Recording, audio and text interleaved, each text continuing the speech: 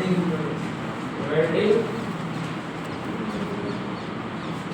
Welding, last वाला topic equipment and accessories. Equipment and accessories.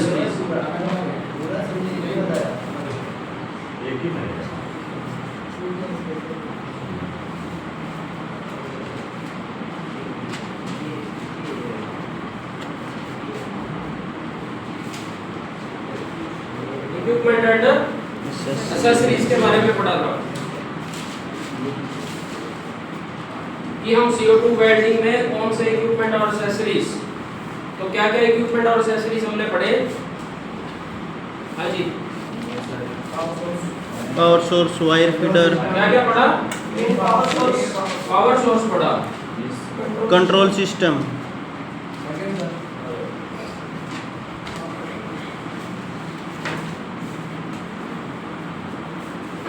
Power source कौन सा पढ़ा हमने? हाँ जी, DC constant, power source use करते हैं हमेशा इसमें, कांस्टेंट और साथ में कांस्टेंट वोल्टेज, वोल्टेज। पोलैरिटी कौन सी? डीसी पोलैरिटी कौन सी? रिवर्स। रिवर्स। ठीक है।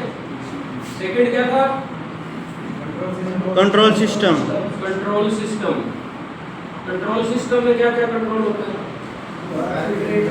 Wire feed rate, wire feed rate, current, 2T, 40 voltage और 2T, 40 और प्रेशर, गैस फ्लो रेट। ठीक है, ये सारी चीजें किसमें आती है? कंट्रोल सिस्टम में हमने पढ़ा। नेक्स्ट क्या था? वायर रील्स, वायर रील किसे बोलते हैं? इलेक्ट्रोड, किसे बोलते हैं? इलेक्ट्रोड को। कौन सी फॉर्म में होती है? स्पूल, स्पूल पे होती है, लेकिन फॉर्म कौन सी है? वायर, रील, या इसे क्या बोले? क्लियर है? ये अलग अलग डायामीटर की हो सकती है, 0.6 से लेके गैस रिक्वायरमेंट के हिसाब से। क्लियर? और क्या पढ़ा था हमने? Wire feeder and wire feed driven wire motor. Feeder. इसमें कौन से टाइप की मोटर है? Wire feed driven motor, wire feed driven motor. कौन से टाइप की है? कांस्टेंट स्पीड और वेरिएबल स्पीड? वेरिएबल स्पीड की मोटर। अब आप जैसे फैन चल रहा है, ये कौन सी स्पीड का है? कांस्टेंट, ये कांस्टेंट स्पीड है। आप देख रहे हो इसकी स्पीड क्या है? कांस्टेंट है। तो उसमें जो हम मोटर यूज करते हैं that is variable speed. Requirement के हिसाब से इसकी स्पीड चेंज होती है। और इसमें क्या लगे होते हैं साथ में? Roller, rollers. कितने लगे होते हैं? 2 दो। ग्रुप किसमें होते हैं? नीचे वाले में, बॉटम या डाउन। कितने ग्रुप होते हैं? 2 दो। ठीक है, तो 2 हम रोलर यूज करते हैं। एक पे ग्रुप होता है, एक ग्रुप नहीं होता, ग्रुप किस पे नहीं होता है? ऊपर वाले में, टॉप वाले पे नहीं होता है। क्लियर? और हमने क्या पढ़ा? Cable assembly, cable assembly. Cable assembly में क्या क्या है? हाँ जी, केबल असेंबली जो आप देख रहे हैं, वायर फीडर से टॉर्च तक बीच में जो केबल है दैट इज केबल असेंबली। इसमें क्या क्या है? इलेक्ट्रोड, करंट, क्या होता है? इलेक्ट्रोड इलेक्ट्रिक करंट, और current wire, shielding gas, shielding gas flow. Clear? और क्या था? Torch assembly, torch assembly. Torch assembly में क्या क्या है? इलेक्ट्रोड, हाँ जी, शील्डिंग गैस, इलेक्ट्रोड है, करंट, करंट और गैस, गैस फ्लो। क्या लगा हुआ है गैस फ्लो के लिए? प्रॉपर तरीके से ट्रिगर, उसको डायरेक्ट करने के लिए, उसको भेजने के लिए किस चीज का इस्तेमाल करते हैं? नोजल का। क्लियर? और क्या लगा हुआ है साथ में? ट्रिगर लगा होता है। किसको ऑपरेट करने के लिए? गैस और इलेक्ट्रोड, और इलेक्ट्रोड को ऑपरेट करने के लिए। तो जो ट्रिगर होता है वो किसको कमांड भेजता है? वायर फीडर मोटर को। क्लियर है? और क्या था? Gas cylinder regulator, gas cylinder हमें पता है, हमने ऑलरेडी बहुत बार डिस्कस किया। ठीक है, गैस सिलेंडर कौन से कलर का है? Black with white, black with white neck.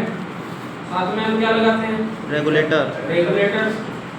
Heater unit, ठीक है, और साथ में हीटर यूनिट। गैस फ्लोमीटर, कितने यूनिट का? 110 110 वोल्ट। क्लियर। और साथ में क्या लगाते हैं? Flowmeter, flowmeter. फ्लोमीटर क्या बताता है?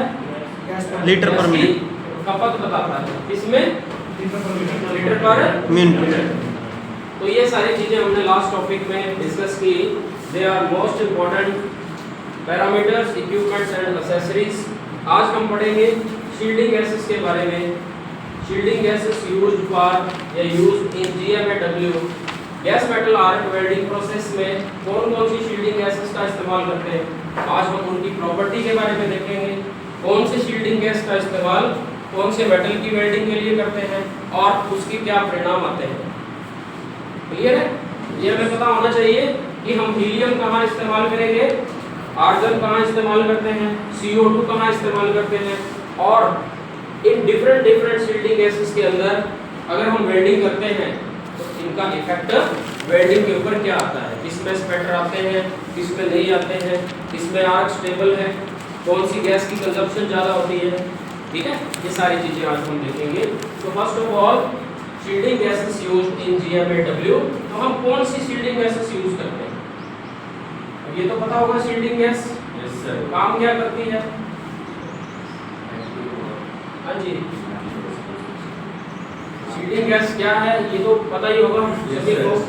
ठीक है, हम वेल्डिंग को प्रोटेक्ट करने के लिए, इलेक्ट्रोड को प्रोटेक्ट करने के लिए और वेल्ड मेटल को प्रोटेक्ट करने के लिए एक शील्डिंग गैस का इस्तेमाल करते हैं। ठीक है, शील्डिंग बनाने के लिए इस्तेमाल करते हैं, दैट इज शील्डिंग गैस। अब शील्डिंग गैसेस में हम कौन कौन से टाइप की गैसेस का इस्तेमाल कर सकते हैं? एक्टिव और हाँ जी, one is inert gases. Clear. And second हमें पता है कि हम किस चीज का जिक्र करते हैं। अभी कौन सा वेल्डिंग पढ़ा? CO2। तो CO2 कौन सी गैस है? Active gas. तो हम या तो हम इनर्ट गैसेस का इस्तेमाल करते हैं और या क्या इस्तेमाल करते हैं? एक्टिव गैस का। या क्या लिखा हो सकता है इसको? या क्या लिखा हो सकता है? रिएक्टिव गैस लिखा हो। क्लियर? अभी समझ आ गई बात इतनी? अब इनर्ट गैसेस में हम कौन कौन सी गैसेस का इस्तेमाल करते हैं? अब देखिए, इनर्ट गैसेस तो बहुत सारी हो सकती है। इनर्ट गैसेस तो बहुत सारी तरह की हो सकती है, लेकिन हम मुख्य यूज कौन सी करते हैं? हीलियम, आर्गन, हीलियम और आर्गन। इसको हम He और आर्गन को क्या लिखते हैं? Ar। अब हम ये देखेंगे कि हीलियम का अगर हम इस्तेमाल करते हैं और आर्गन का इस्तेमाल करते हैं तो परिणाम क्या क्या आते हैं।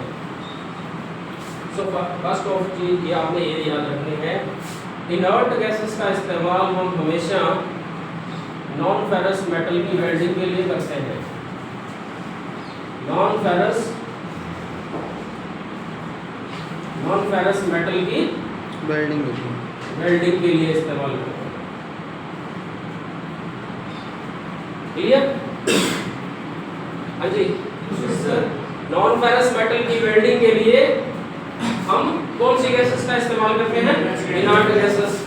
जैसे अगर हमने एल्यूमिनियम की वेल्डिंग करनी हो, मैग्नीशियम की वेल्डिंग करनी हो, कॉपर की वेल्डिंग करनी हो। क्लियर? तो हम कौन सी गैस का इस्तेमाल करते हैं? Inert gas. अब इनर्ट गैस में भी हीलियम और आर्गन कब इस्तेमाल करते हैं इसके बारे में हम देखते हैं। तो इसमें आपने ये याद रखना है, एक्टिव गैस या रिएक्टिव गैस कौन सी है? CO2 है या क्या है? CO2 के साथ मिक्सचर, अदर गैस। क्लियर है? तो गैस का मिक्सचर। अब ये अदर कौन सी है? ये अदर हीलियम हो सकती है और आर्गन हो सकती है। क्लियर? तो एक्टिव और रिएक्टिव गैस का इस्तेमाल हम कब करते हैं? फेरस मेटल फेरस मेटल की वेल्डिंग होगी। Ferrous metal welding like steel, like steel. अब स्टील में कोई भी हो सकता है, स्टेनलेस स्टील। ठीक है, कोई भी टाइप की वैरायटी ऑफ स्टील हो सकता है। तो फेरस मेटल की वेल्डिंग के लिए क्या इस्तेमाल करते हैं? एक्टिव गैस, रिएक्टिव गैस, और नॉन फेरस के लिए इनर्ट गैस। इनर्ट गैस का इस्तेमाल। क्लियर, समझ आ गई बात? हाँ जी, इतनी बात समझ में आई?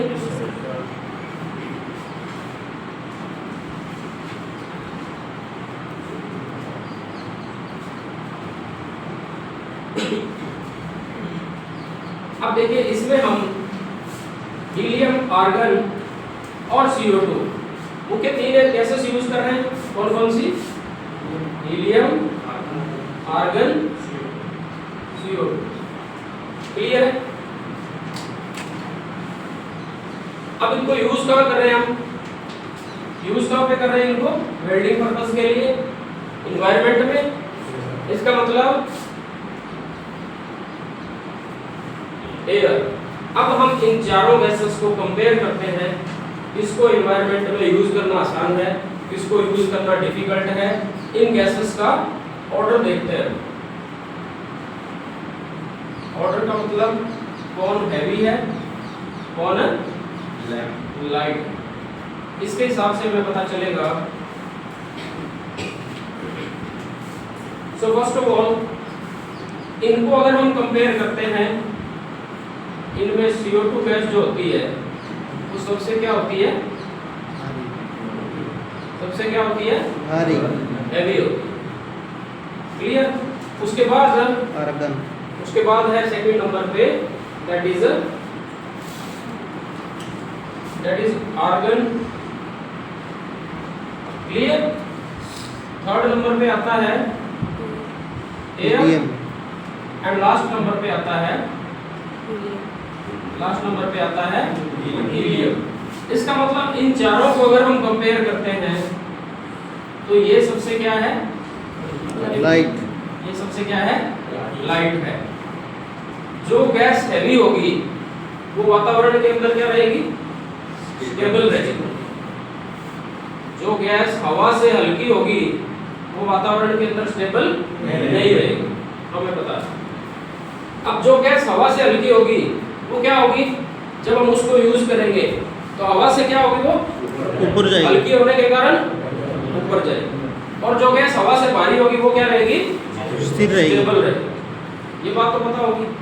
अब जो चीज स्टेबल नहीं होगी, उस एनवायरनमेंट में हमें वेल्डिंग करने के लिए उसकी सप्लाई क्या देनी पड़ेगी? ज्यादा देनी पड़ेगी। इसका मतलब क्या है कि हम CO2 को यूज करते हैं और साथ में कंपेयर करते हैं हीलियम को। तो इन दोनों में वेल्डिंग के दौरान किसकी सप्लाई की जरूरत ज्यादा होगी? हीलियम की सप्लाई ज्यादा देनी पड़ेगी, क्योंकि ये स्टेबल नहीं रहेगी। स्टेबल नहीं रहेगी तो फिर भी स्टेबिलिटी के लिए हमें क्या करना पड़ेगा? एक्स्ट्रा सप्लाई देनी पड़ेगी। क्लियर है? समझ आ गई बात? और अगर हम इन दोनों को कंपेयर करें, फिर अगर हम हीलियम CO2 और आर्गन को कंपेयर करते हैं तो इनको अगर हम कंपेयर करते हैं तो CO2 के कंपैरिजन में आर्गन की सप्लाई हमें ज्यादा रखनी पड़ेगी। क्लियर है? तो इसका मतलब है जिसकी सप्लाई ज्यादा होगी उसका कॉस्ट क्या होगा? ज्यादा होगा। ये बात तो कन्फर्म है, ठीक है? इसका मतलब इनमें सबसे सस्ती कौन होगी? CO2 होगी। उसके बाद आर्गन, और सबसे कॉस्टली कौन होगी? हीलियम होगी। ठीक है, इतनी बात समझ में आई? सो ये है इनका ऑर्डर। इस बात को ध्यान में रख के हम इनकी प्रॉपर्टी को समझेंगे। इसका मतलब सबसे हेवी ये है, उसके बाद इससे लाइट है आर्गन, आर्गन से क्या होती है? एयर, और एयर से हीलियम। ये बात समझ में आ गई? अब हम इन दोनों को अगर कंपेयर करते हैं, देखिए हैवी कौन है? ये है ना, तो आर्गन इज 10 टाइम्स। 10 टाइम्स का मतलब 10 गुना हैवी है कि लाइट है? हैवी, हाँ जी, heavier than helium। ठीक है, ये चीज नोट करिए।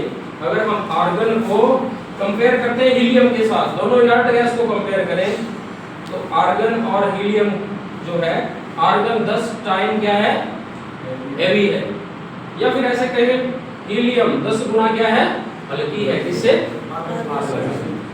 ये बात समझ में आ गई।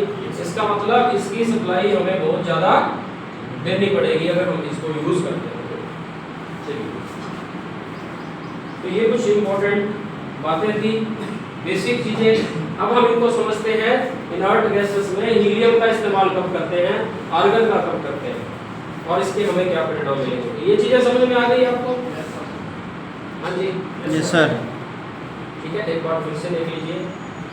दो तरह की गैसेस हम मुख्य यूज करते हैं, इनर्ट गैसेस और एक्टिव गैसेस। इनर्ट गैसेस में हीलियम और आर्गन, इन दोनों का इस्तेमाल हम नॉन फेरस मेटल की वेल्डिंग के शील्डिंग के लिए करते हैं। रिएक्टिव गैसेस और एक्टिव गैसेस में हम CO2 या CO2 के साथ इनर्ट गैस मिला के यूज करते हैं, या फिर CO2 के साथ हम समटाइम्स ऑक्सीजन भी ऐड कर देते हैं। ठीक है, और इसका इस्तेमाल करते हैं हम for welding of ferrous material. Ferrous material में जैसे स्टील हो गया, तो जैसे अब अभी MS की बात करें तो माइल्ड स्टील के लिए हम शील्डिंग गैस कौन सी यूज करते हैं, CO2। लेकिन जब हमें वेल्डिंग करनी होगी नॉन फेरस मेटल की, तब हम इस्तेमाल करेंगे हमेशा इनर्ट गैसेस, हीलियम और आर्गन। अब हीलियम कब करेंगे, आर्गन कब करेंगे, ये चीज देखिए। ठीक है, तो इनका ऑर्डर देखिए, सबसे हैवी, सबसे लाइट है आर्गन, और हीलियम में से argon is 10 times heavier. Clear? More stable कौन सी, CO2, उससे कम स्टेबल आर्गन। अब कंपेयर इनको एयर के साथ कर रहे हैं, एयर यूज तो नहीं करते ना, कंपेयर एयर के साथ यूज कर रहे हैं। क्यों? क्योंकि वातावरण में क्या है, एयर ही तो है। ठीक है, यूज कहाँ करना है इनको, एयर में ही तो करना है ना। और सबसे लाइटेस्ट कौन सी, हीलियम। क्लियर? ये बात समझ में आ गई। तो जो गैस सबसे लाइट है उसकी सप्लाई ज्यादा है, सप्लाई ज्यादा होगी तो कॉस्ट ज्यादा होगा, लेकिन हो सकता है उसके कुछ बेनिफिट हमें ज्यादा मिलते हो। ठीक है ना? तो ये हवा से हल्की होने के कारण, आपने देखा होगा कुछ बैलून्स उड़ते देखे होंगे, तो हवा से हल्की होने के कारण उनमें हीलियम गैस भरी होती है। ठीक है, तो इनके बारे में हम डिस्कशन करते हैं। समझ में आ गया इतना? ओके, नेक्स्ट इनर्ट गैसेस के बारे में।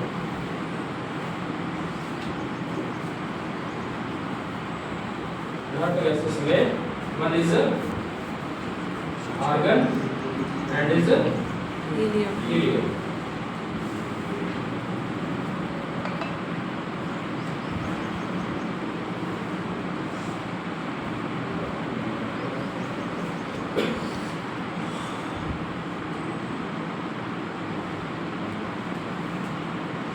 हाँ जी, देखिए आर्गन का इस्तेमाल कब करते हैं। आर्गन का इस्तेमाल, पहली चीज तो आपको बताई गई है कि दोनों का इस्तेमाल हम किसकी शील्डिंग के लिए करेंगे, नॉन फेरस मेटल की शील्डिंग के लिए करेंगे। आर्गन का इस्तेमाल कब करते हैं, आर्गन का इस्तेमाल करते हैं हम for inner section. Inner sections मतलब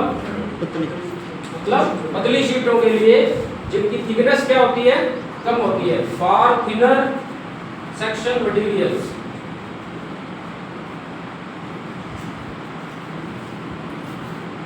ठीक है, अप टू 5 mm। तो पहली चॉइस हमारे पास बनती है, अगर मेटल की थिकनेस कम है, मेटल की थिकनेस 5 mm से कम है, थिनर मटेरियल की वेल्डिंग के लिए आर्गन बेस्ट चॉइस होती है। थिनर मटेरियल की वेल्डिंग के लिए आर्गन बेस्ट चॉइस होती है।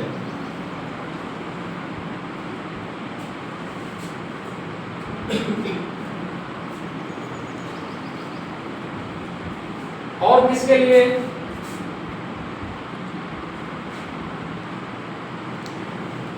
फॉर लो कंडक्टिव मटेरियल्स या लो कंडक्टिविटी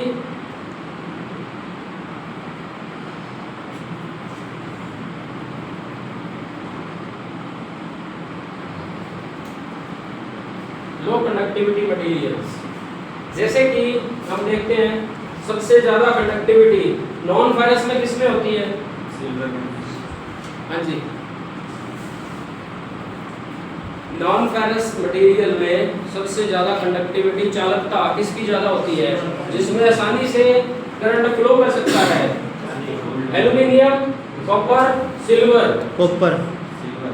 एल्युमिनियम, सिल्वर, कॉपर, ये ऐसे मटेरियल हैं जिनकी कंडक्टिविटी क्या होती है? ज्यादा होती है। तो इनसे कम कंडक्टिव वाली मटेरियल की वेल्डिंग के लिए आर्गन जो है that is a better choice. High conductive material के लिए जैसे कॉपर हो गया, एल्युमिनियम हो गया, ठीक है, उसके लिए परिणाम जो है हमें बेटर है वो हीलियम में देखने को मिलते हैं। चलिए दूसरा पॉइंट इसको लिख लिया आपने।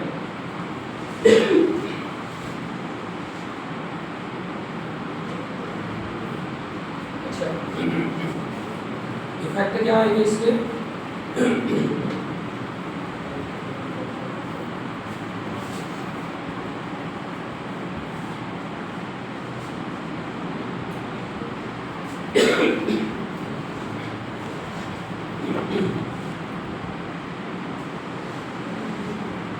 सर पानी चाहिए?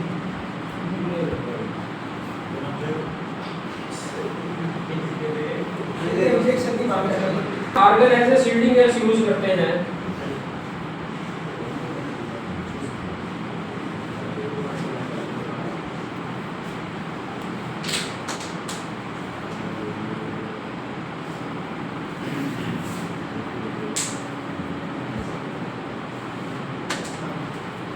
अगर हम shielding gas as a argon use करते हैं, अगर हम shielding gas as a argon use करते हैं तो हमें करंट और वोल्टेज वेल्डिंग के लिए कम चाहिए होता है। मतलब हम कम करंट पे वेल्डिंग कर सकते हैं।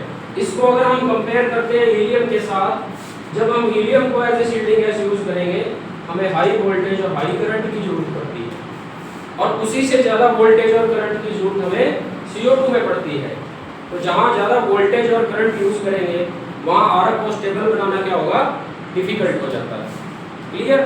सो लो वोल्टेज एंड करंट होने के कारण मोर स्टेबल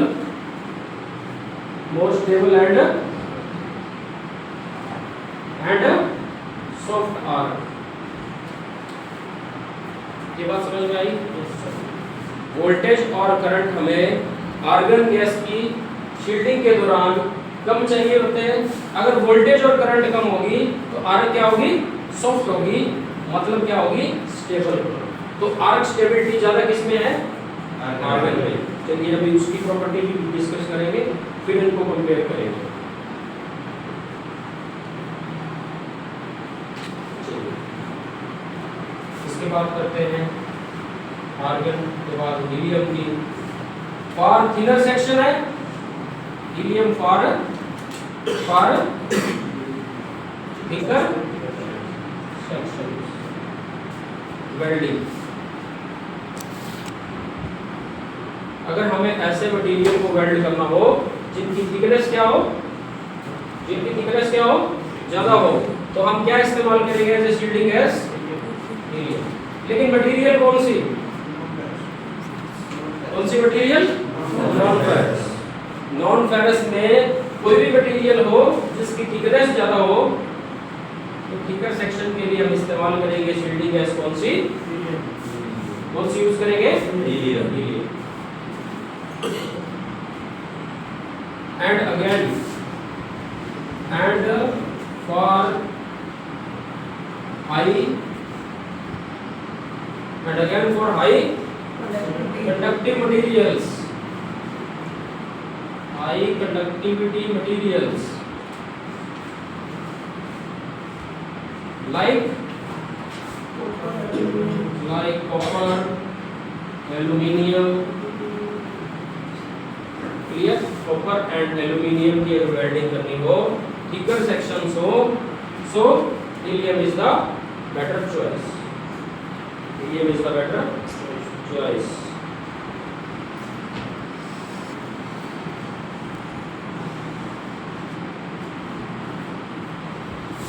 इफेक्ट क्या आते हैं इसके?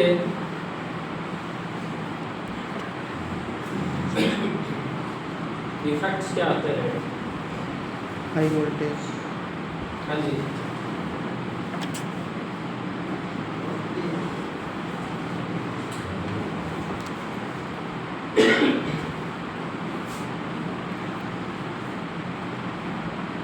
वाइडर एंड वाइड क्या होता है? चौड़ा। थिकर।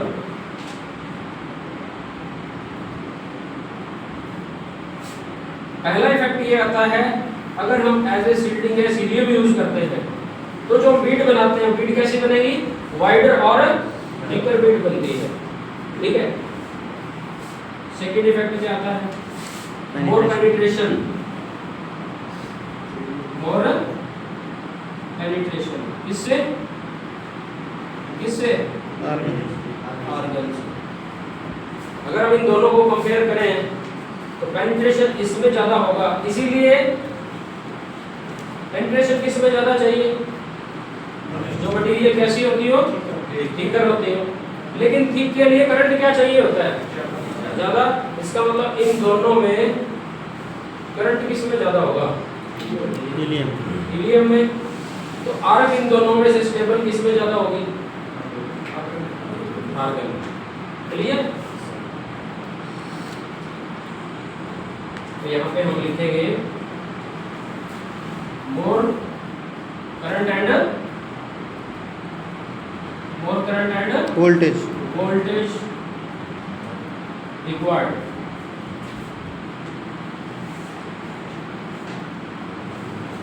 क्लियर? करंट हमें क्या चाहिए होगा? ज्यादा चाहिए होगा, वोल्टेज ज्यादा चाहिए होगी। क्यों ज्यादा चाहिए होगी? हाँ जी,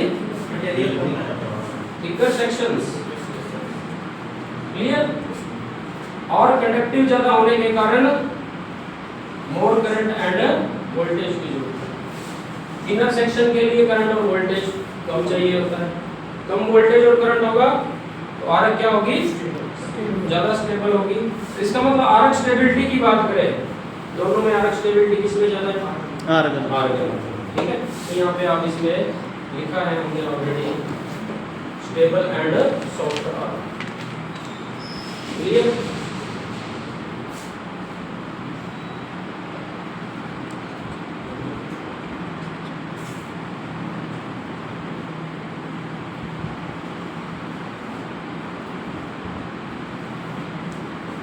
यहाँ पे ये भी ऐड कर सकते हो,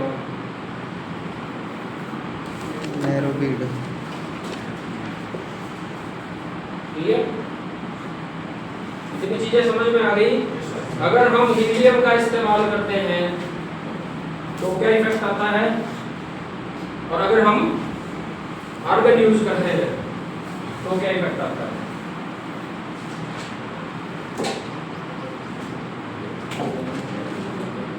की बात समझ में आई? अब अगर हम इनके कॉस्ट की बात करें,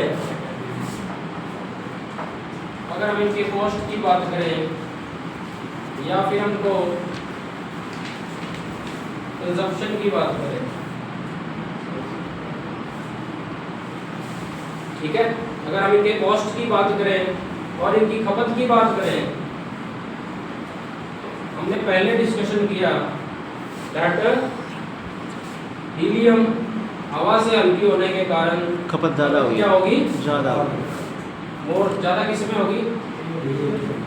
किसमें होगी? हीलियम। तो ये हीलियम गैस जो है ये ऑलरेडी कॉस्टली होती है आर्गन से। आर्गन से ये पहले ही कॉस्टली है, ऊपर से हमें इसकी सप्लाई ज़्यादा देनी पड़ेगी। इसका मतलब अगर हम हीलियम के साथ helium as a shielding gas use करके वेल्डिंग करते हैं तो हमें इसके कंपैरिजन में हीलियम से कॉस्ट बहुत ज़्यादा पड़ता है। लेकिन कुछ बेनिफिट भी हो सकते हैं। क्लियर है? तो कॉस्ट की बात करें तो ये इसमें आप ऐड करेंगे मोर कॉस्टली और उसमें क्या लिखेंगे लेस कॉस्टली। क्लियर, समझ में आ गई बात? तो ये चीज आप एक और ऐड करेंगे कॉस्ट का और कंजप्शन का, कि कौन से टाइप की शील्डिंग गैस में कॉस्ट ज्यादा होगा और किसमें कम होगा। ठीक है, तो यहाँ क्या लिखेंगे मोर कॉस्ट, ठीक है, and more consumption and more cost. ठीक है, लेस कॉस्ट देन डिले। ठीक है, इतनी बात समझ में आ गई? चलिए अब हम बात करते हैं CO2 की रिएक्टिव गैस और एक्टिव गैस की बात। ये कन्फर्म है अच्छे से? हाँ जी, ये समझ में आ गया? Yes, sir. हीलियम कहाँ यूज करेंगे, आर्गन कहाँ यूज करते हैं? ठीक।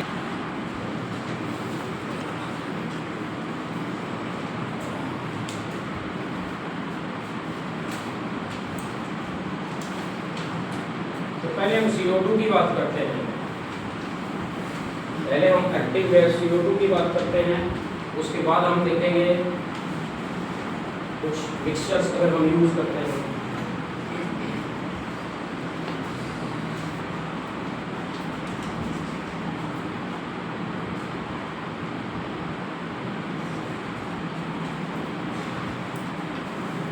हाँ जी, अगर हम CO2 यूज करते हैं तो क्या परिणाम आते हैं? नंबर 1 इज, हमने इनको कंपेयर किया इनके वेट के हिसाब से, तो इन तीनों में हीलियम, आर्गन और CO2 में हैवी कौन है? CO2 is heavier.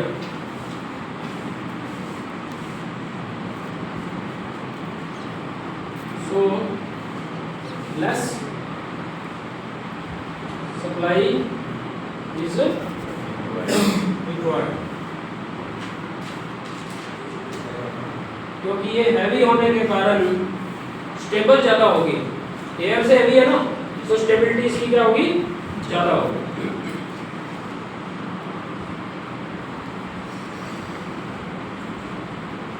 CO2 is heavier, so less supply is required and low cost. cost क्या होगा? कम होगा। Is benzene or aromatic or Ferrous metal.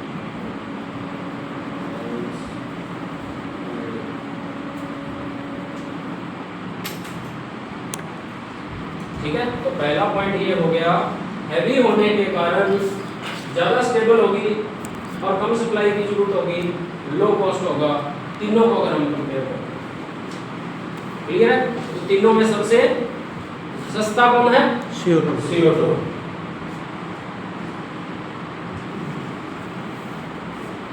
Number 2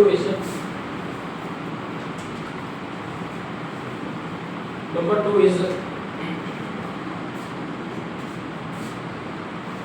CO2 requires high voltage and Current. अगर हम CO2 use करते हैं inert gases के comparison में, तो हमें वोल्टेज और करंट ज़्यादा चाहिए होंगे। CO2 requires high voltage and current. अब जैसे हमें पता है, जैसे जैसे हम वोल्टेज और करंट को बढ़ाते हैं, आरक क्या होती जाती है? अनस्टेबल। तो CO2 require high voltage and current, so less stable arc. अगर आर्क स्टेबल नहीं होगी प्रॉपर तरीके से, तो किस चीज के चांस होंगे? हाँ जी, Spatter. चांसेस ऑफ स्पैटर्स और ठीक है। हीलियम और आर्गन अगर यूज करते हैं तो उन दोनों में इसके कंपैरिजन में वोल्टेज और करंट कम होती है, आर्क ज़्यादा स्टेबल रहती है उनमें, तो उनमें स्पैटर के चांस ना के बराबर होते हैं। समझ आ गई बात? तो स्पैटर आपको सबसे ज़्यादा CO2 में देखने को मिलते हैं।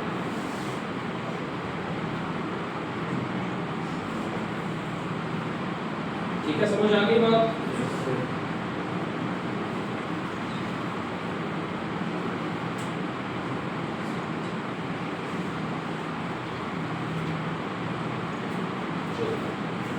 Number 3 is good ventilation. Ventilation क्या है? Ventilation क्या है? Good ventilation is required.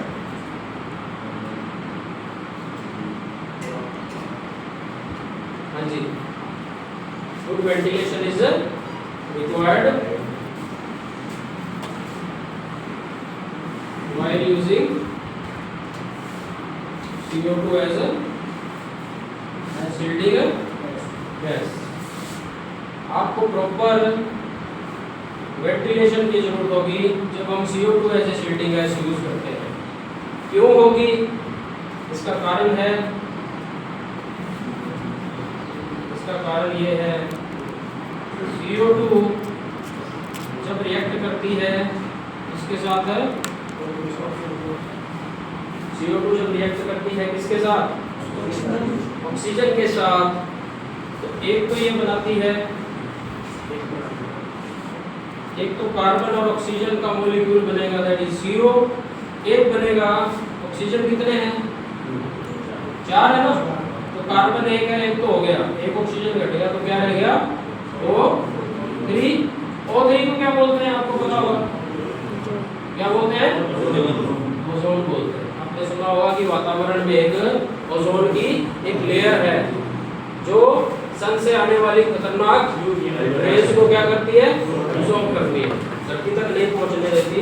तो ये जो ओजोन है ये बेसिकली एक ऑक्सीजन की लेयर है। वो क्या है? ऑक्सीजन है ना, ऑक्सीजन की लेयर है। तो एक तो बनाती है ओजोन और एक बनाती है CO। CO को हम बोलते हैं कार्बन मोनोऑक्साइड। कार्बन मोनोऑक्साइड, ठीक है। और कार्बन मोनोऑक्साइड क्या होता है? क्या होता है? पॉइजनस।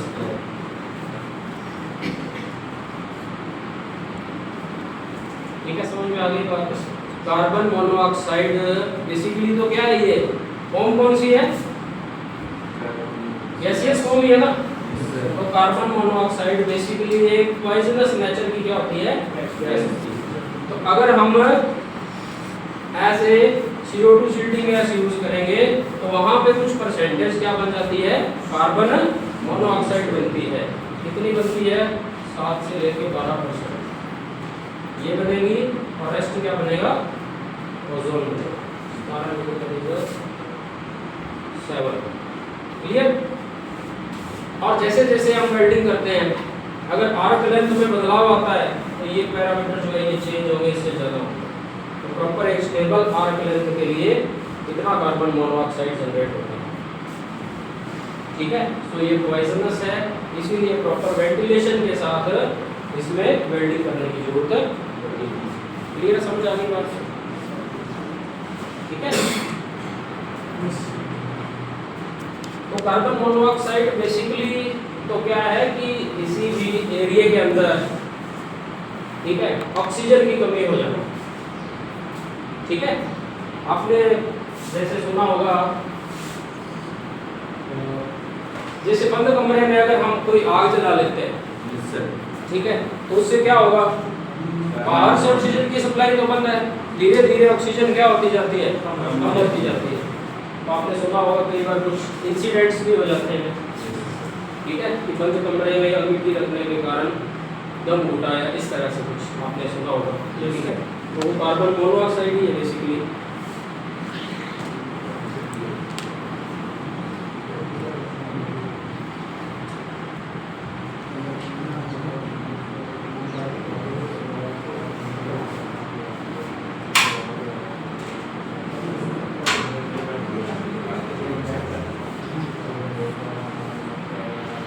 पे गैस मिक्सचर्स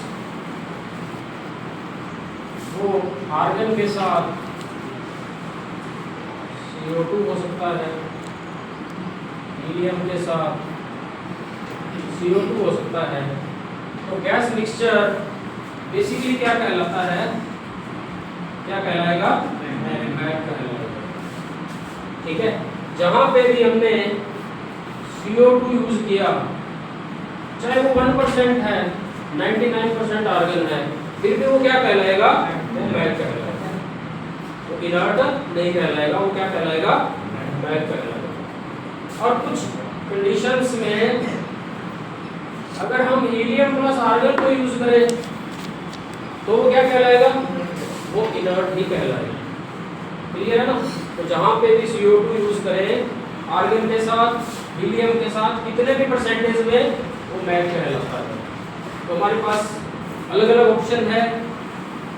देखिए, हमें पता है आर्गन में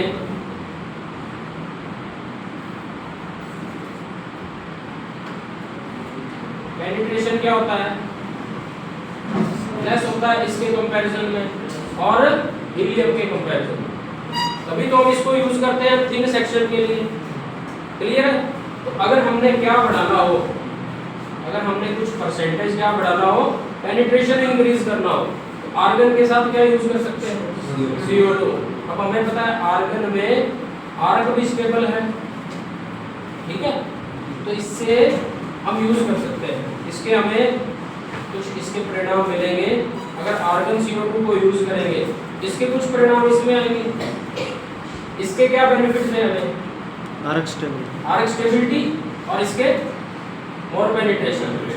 तो कुछ गुण इसके इसमें एंटर होंगे और कुछ गुण इसके इसमें एंटर होंगे। तो हमें इससे ज़्यादा बेनिफिट मिलेगा as compare to single CO2 use करने में।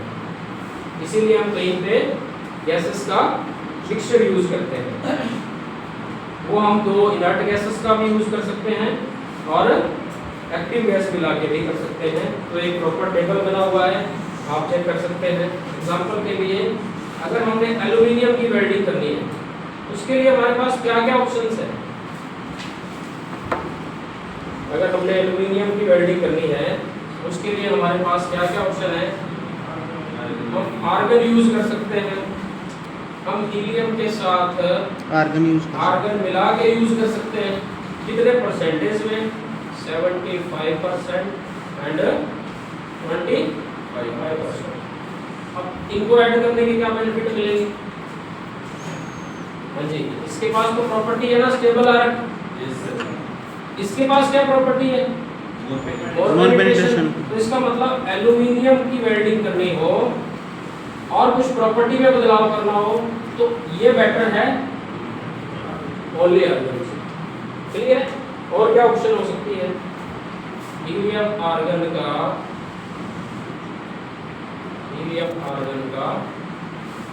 यूज कर सकते हैं अगेन 90% और क्या बेनिफिट मिलेगा इसका बताइए। हाँ जी, ये दोनों क्या है कॉस्ट के कंपैरिजन में, हीलियम महंगी, ये क्या है कॉस्टली है। तो अगर ये ऐड करेंगे तो इसका कॉस्ट भी कुछ कम होगा, ठीक है, कुछ आर्क स्टेबिलिटी भी बनी रहेगी, ठीक है, तो ज़्यादा बेनिफिट हमें मिलते हैं। इसी तरह से और हमारे पास अलग अलग मटीरियल है, जैसे कॉपर हो गया, निकल हो गया, निकल के एलॉयज हो गए। उसके लिए हमारे पास क्या ऑप्शन है, उसके लिए हमारे पास ऑप्शन है या तो हम आर्गन का यूज करें या हीलियम आर्गन परसेंटेज कुछ मिला के यूज करें। तो ये तो बात है किसकी, अगर हम यूज करें इनर्ट गैसेस या उनका मिक्सचर। इसी तरह से कार्बन स्टील के लिए, कार्बन स्टील्स के लिए जैसे कि MS हो गया या स्टेनलेस स्टील है, उसके लिए क्या ऑप्शन है, उसके लिए हमारे पास ऑप्शन है आर्गन के साथ हम CO2 ऐड करके यूज कर सकते हैं। क्लियर? आर्गन यहाँ पे मोस्टली यूज, लेकिन 20 से 25% क्या यूज करके यूज कर सकते हैं? CO2 यूज कर सकते हैं। आर्गन के साथ CO2 50% ऐड करके भी कर सकते हैं एंड CO2 अकेला भी यूज कर सकते हैं। क्लियर है? ये बात समझ में आई? अब इन तीनों को कंपेयर करें तो क्या बेनिफिट मिलेगा बता सकते हैं? इन तीनों को हम यूज कर सकते हैं इनकी शील्डिंग के लिए, लेकिन बेटर इनमें से कौन होगा?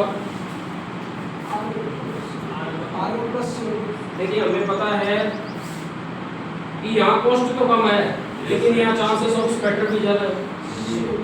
ठीक है, तो स्पैटर को कम करने के लिए हम आर्गन अगर ऐड करेंगे तो आर्क स्टेबिलिटी भी ज्यादा होगी। ठीक है ना, तो इसीलिए इसके कंपैरिजन में इन दोनों के बेनिफिट ज्यादा होंगे। ठीक है, लेकिन इनको मिक्सिंग का कॉस्ट, ठीक है, आर्गन ज्यादा कॉस्टली होने के कारण कॉस्ट बढ़ेगा लेकिन बेनिफिट ज्यादा। समझ आ गई बात? इसी तरह से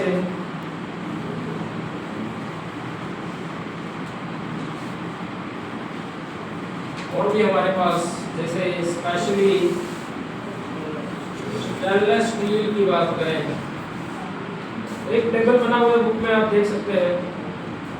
इसमें हमारे पास helium plus argon plus CO2 इस्तेमाल कर सकते हैं।